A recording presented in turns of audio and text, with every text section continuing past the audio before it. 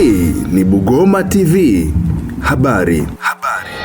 Nia njema ya serikali ya kutoa hili eneo kulikata katika msitu ni kama sasa inataka kutupeleka kwenye mgogoro ambao sio malengo yetu.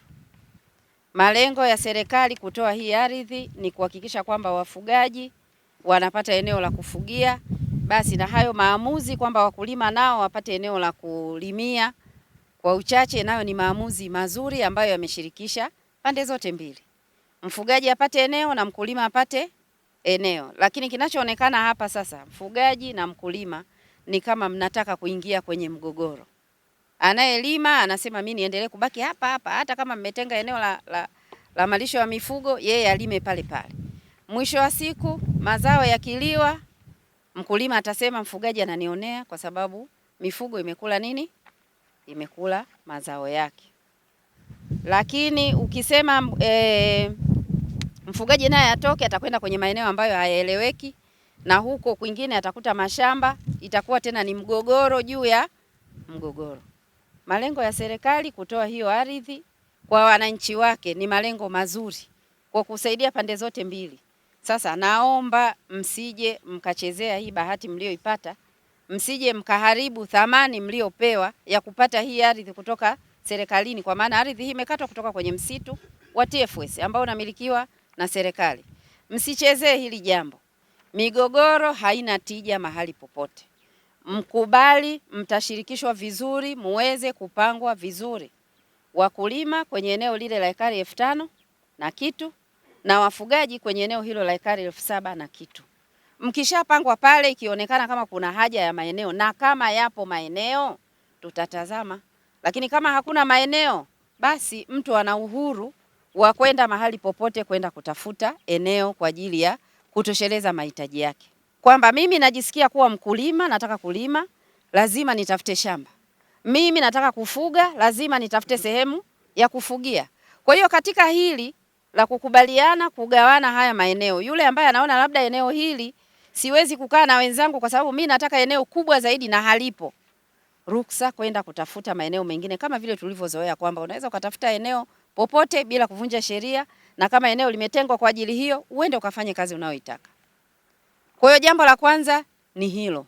Mkubali na mkubaliane kupangwa vizuri wakulima kwenye eneo lililotengwa na kuainishwa kwa ajili ya kilimo, na wafugaji kwenye eneo lililotengwa na kuainishwa kwa ajili ya mifugo. Hilo ndio jambo kubwa la kwanza.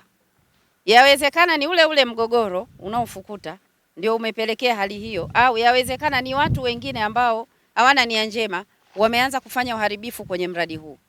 Ndugu zangu, jambo hili halikubaliki hata kidogo.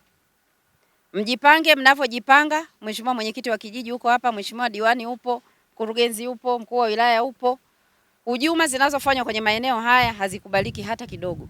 Mjipange kuhakikisha miundombinu yote ambayo tayari imeshawekwa kwa gharama kubwa ya takriban milioni 500 na kitu, hakuna miundombinu inayoharibiwa.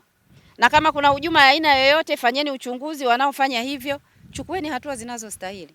Mradi huu kama nilivyosema ni mradi muhimu sana na una manufaa makubwa sana kwenu nyie ambao mko huku. Mlinde hii miundombinu, muheshimu hii heshima mliopewa na serikali ya kupewa maeneo na kuletewa mradi wa kuweza kutumika. Huu mradi mkiupanga vizuri, mnaweza mkatumia kwa ajili ya umwagiliaji, mnaweza mkatumia kwa ajili ya hiyo mifugo, mnaweza mkatumia kwa ajili ya matumizi ya nyumbani yanayohitaji maji, na mkawa hamna shida ya maji kabisa mwaka mzima. Kwa hiyo ninaomba utulivu katika eneo hili na mambo hayo yapangwe vizuri, yakamilike, kila mtu apate kile anachostahili kwa mujibu wa utaratibu ambao wilaya na halmashauri mmeuweka, na jambo hilo likamilike. Unaposema kuwa wananchi wamevamia, ni yule mtu ambaye ameingia mradi umetangulia. Sasa sisi, mfano mimi mmoja hapo, ili eneo nipo tangu mwaka 1999. Nimeanza kufanya kazi za kilimo hapa mwaka 2001 kuja 2002. Sasa unapokuja kusema kuwa wananchi tumevamia, kati ya mradi na mwananchi ni nani aliyevamia? Walipobuni mradi na kuja kuanzisha mradi wa bwawa, walitakiwa wafike kwa wale wananchi ambao tunaishi huku, wakaitisha mkutano, tukakaa tukajadiliana, ndio inakuja hiyo kauli kuwa hao wananchi wamevamia. Hatujavamia. Maana eneo mliotuteulia ni kavu na alafu ni kafinye.